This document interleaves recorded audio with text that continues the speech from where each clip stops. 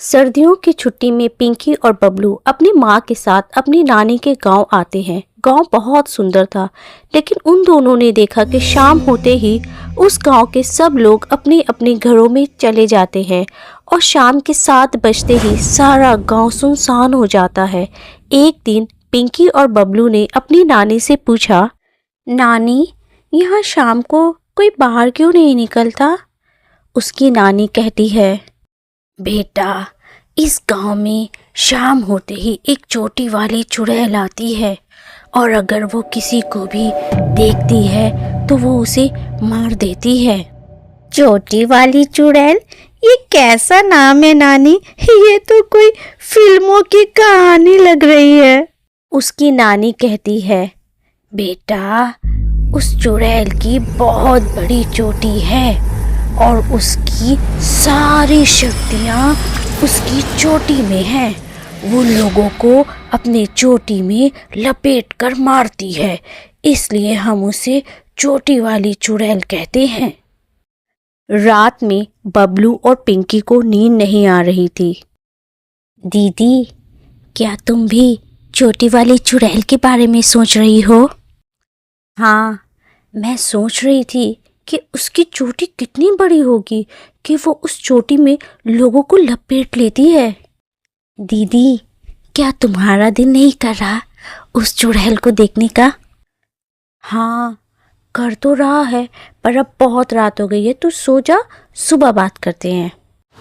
सुबह जब वो दोनों अपनी नानी के साथ मंदिर जाते हैं तो वो दोनों मंदिर के पुजारी से पूछते हैं, पंडित जी, ये चोटी वाली चुड़ैल सच में आती है क्या इस गांव में?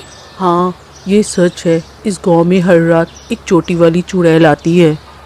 अच्छा, तो पंडित जी, आप तो इतनी बड़ी पुजारी हो, आप उससे खत क्यों नहीं कर देते हो? इस तरह डर डर कर क्यों रहते हो?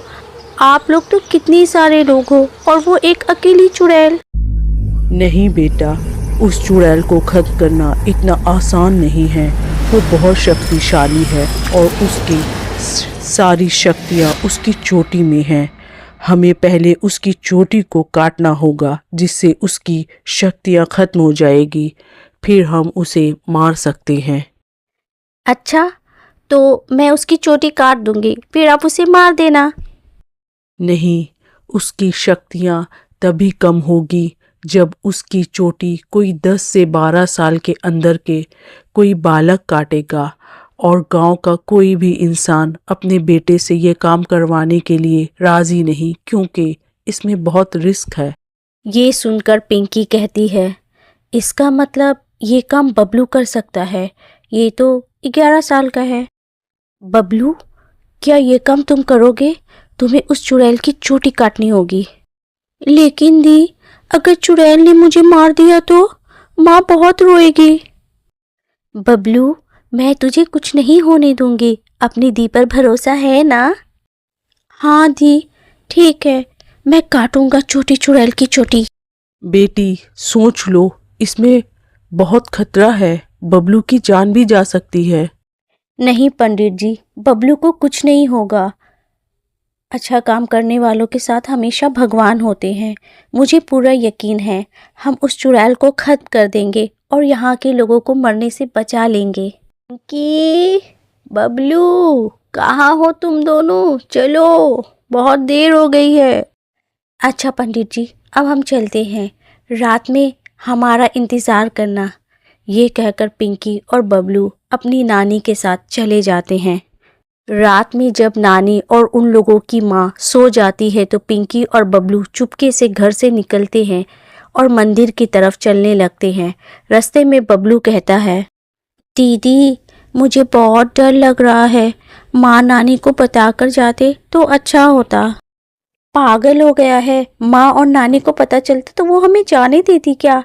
बबलू, तू डर मत, ये ले, ये चाकू पंडित जी ने दिया है। मैं चुड़ैल को ना बातों में फंसाऊंगी और तू पीछे से जाकर उसकी चोटी को काट देना और फिर पंडित जी उसे खत्म कर देंगे। अचानक से पीछे से एक चोटी आती है और बबलू उसमें फंस जाता है। जब पिंकी पीछे मुड़कर देखती है तो पीछे एक चुड़ैल होती है और बबलू उसकी चोटी में फंसा होता है। अच्छा, तो मुझे मारने का प्लान हो रहा था।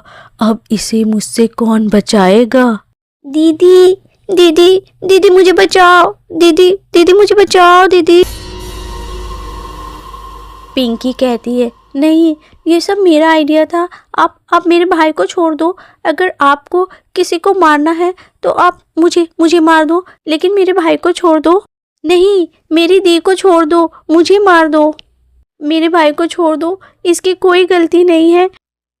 दीदी बचाओ मुझे, मेरे भाई को छोड़ दो, मेरे भाई को मत मारो, ये पागल नहीं है। इतना ही बड़ा एक मेरा भी भाई था, राजू। जब राजू 5 साल का था तो मेरे माँ और बाबा एक एक्सीडेंट में मारे गए थे। मैं और मेरा भाई अपने चाचा और चाची के साथ रहते थे।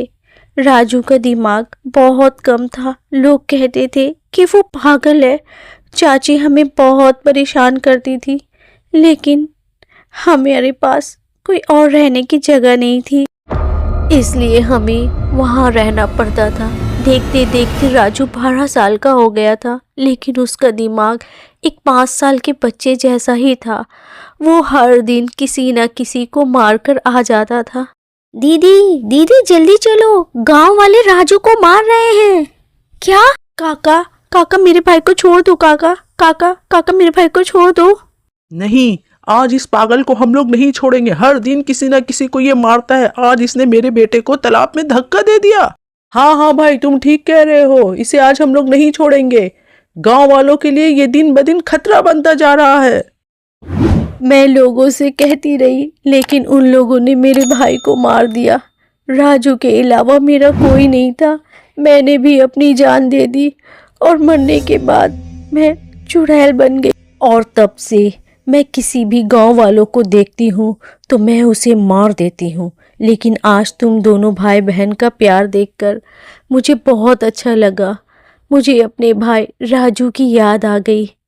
ये कहकर चुड़ैल बबलू को छोड़ देती है और कहती है, ना जाने आज तक मैंने कितने बेगुनाह लोगों को जान से मारा है, लेकिन आज तुम भाई बहन का प्यार एक दूसरे के लिए देखकर मन शांत हो गया।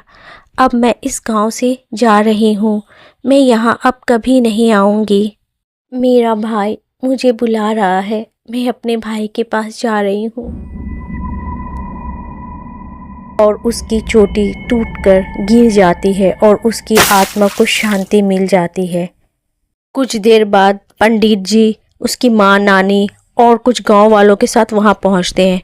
वो लोग पिंकी और बबलू को सही सलामत देखकर बहुत खुश होते हैं। गांव वाले बबलू और पिंकी की बहादुरी पर बहुत खुश होते हैं और फिर वो छोटी चुड़ैल उस गांव में कभी नहीं आई।